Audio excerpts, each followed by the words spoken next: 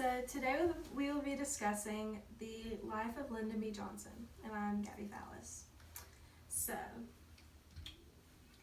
life before politics. So, Mr. Johnson was born in Stonewall, Texas, and he was born on August 27th, 1908.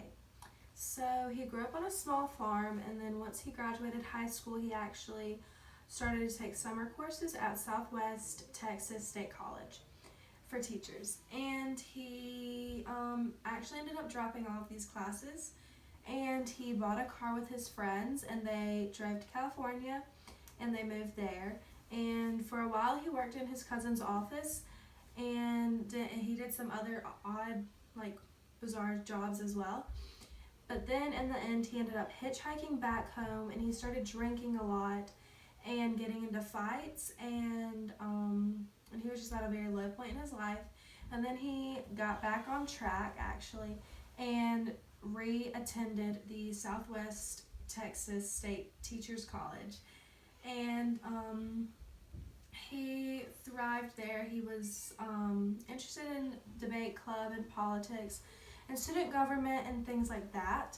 And so actually after that, he moved on to teach at the Wellhausen school, and it was a Hispanic school. And once he got there, he completely reformed the school and brought life back into it, and he really made the students feel valued.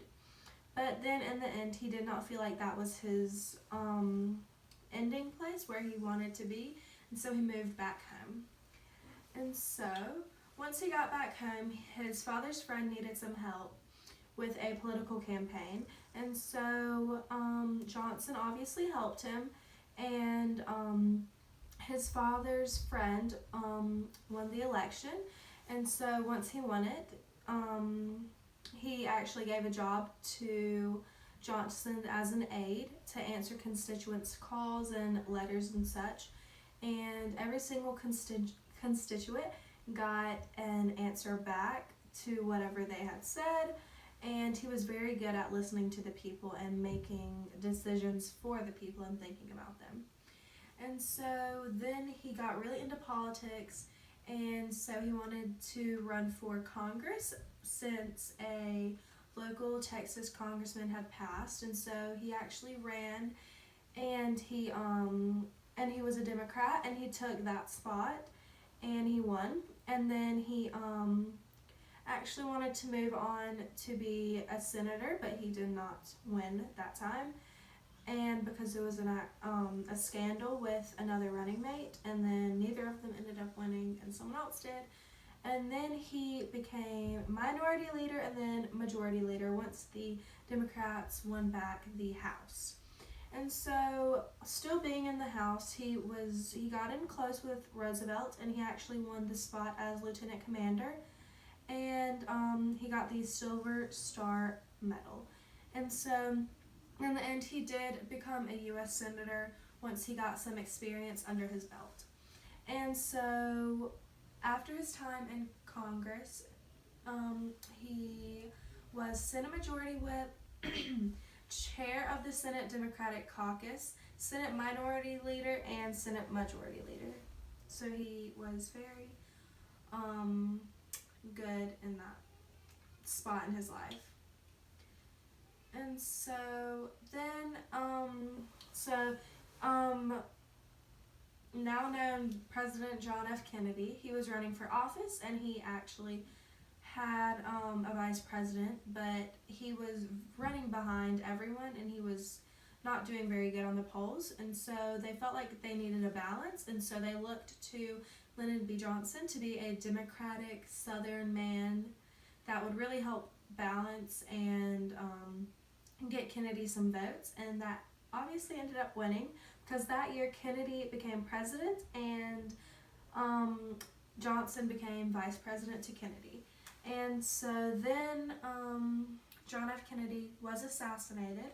And so here's a clip of Johnson swearing into office.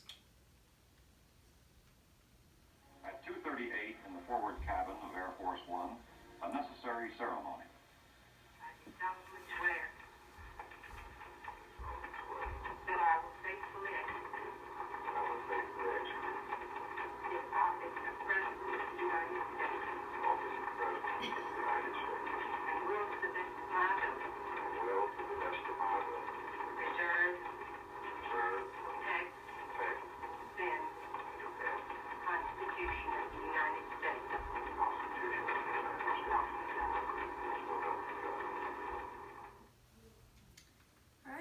was him swearing in. And so then his family, before running for Congress, Lyndon B. Johnson met a lady that went by the name of Claudia Alta, or Lady Bird Johnson. And so she really helped with his campaign because she came from a wealthy family. And so he used some of her money, and she was the mastermind behind everything, we later find out. And they used money for his campaign, and he won. He was very successful in that. And then with his family, they had two daughters. They had Linda Bird Johnson, who was born on March 19th, 1944, and Lucy Baines Johnson, who was born on July 2nd, 1947. And then his political ideals. So he was a Democrat. He was a Southern Democrat.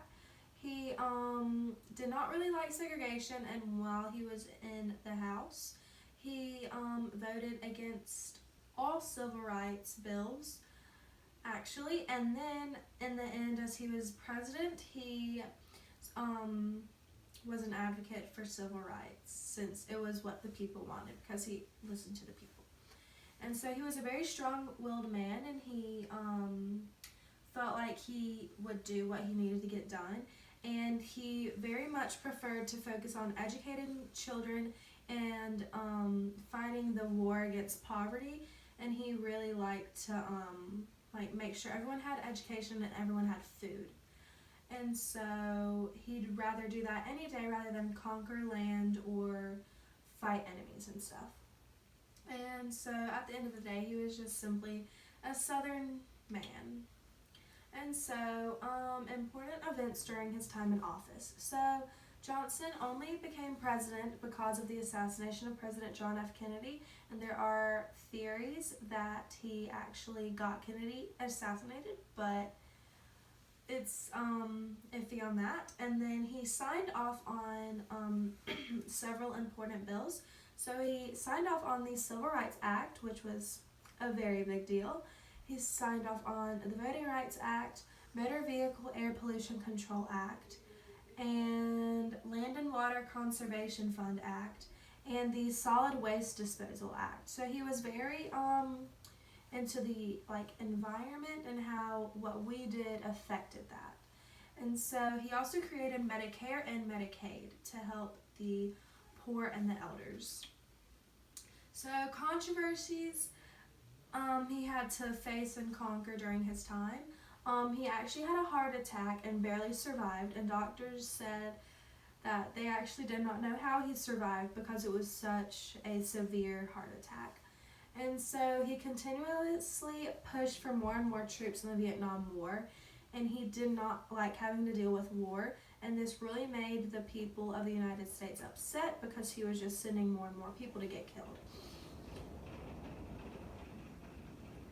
And so he did speak of peace talks, but by the time he was out of office, it was gone. And so as congressman, like I previously stated, he voted against every single civil rights bill that went through and that the Senate and House voted on. And he was very stern and strong-willed, and so that came off as rude to a lot of people. And so presidential appointments. So he appointed Judge Thurgood Marshall to fill the seat of retiring Supreme Court Associate Justice Tom C. Clark. So Thurgood Marshall, very well-known person. And then to add another appointment was his friend, actually, a very high-profile Washington, D.C. lawyer by the name of Abe Fortas, that's them right there. They were very good friends. And he was confirmed by the U.S. State Senate to the Supreme Court. Okay. So some notable colleagues. Okay. Some notable colleagues. So his vice president was Hubert Humphrey. His Secretary of State was David Dean Rusk. His Secretary of Defense was Robert Strange McNamara. And then his unofficial Chief of Staff, who was kind of over all of that, was Walker Jenkins. after the presidency. So he decided to not run for office for a second term because his ratings started to go down, and because he was sending so many troops into the Vietnam War. And so he just settled down on a Texas ranch with his wife, and back in his hometown of Stonewall. And he was very involved in making his President's Library and his memoir. And so he was always working on that nonstop while he was on his ranch in his hometown. And then Lyndon B. Johnson sadly passed away on January 22nd, 1973 due to a heart attack, which he previously had one and barely survived, and this time he did not. And so there's him right there with his grandson and a dog, and they were howling, and yeah, and then there's him on his ranch. There's them at his President's Library. Then up there, that's him at a baseball game, actually, so after he was out of office. And so he had a very good life and a short time as president, but he did sign off on very important bills like the Civil Rights Act, and there are definitely pros and cons to his time in office, but in the end, he did make a big difference overall.